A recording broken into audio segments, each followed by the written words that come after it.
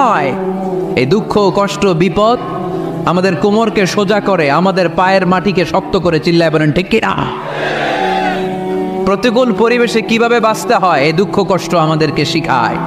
এজন্য মুমিন বান্দার বৈশিষ্ট্য হচ্ছে দুঃখ কষ্ট বেদনা জ্বালা এগুলোতে সে আপসেট হয় না, সে হাল ছেড়ে দেয় না, সে ভরসা রাখে একজনের উপর। চিল্লায় বলতে হবে তিনি কে? কারণ মুমিন জানে রাত্রি যত গভীর হয় অন্ধকার তমানিসা ভেদ করে সুবহে সাদিক হয়।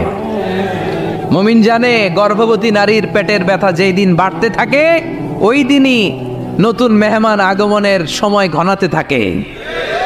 মুমিন জানে তার জীবনে দুঃখ কষ্ট বিপদ যত বাড়তে থাকে সুখের দিন কাছে আসতে থাকে। এজন্য মুমিনের হারাবার কিছু নেই। ইন্না মাআল উসরি ইউসরা, ইন্না মাআল উসরি ইউসরা। নবী হে, কষ্টের পরেই আছে আনন্দ, দুঃখের পরে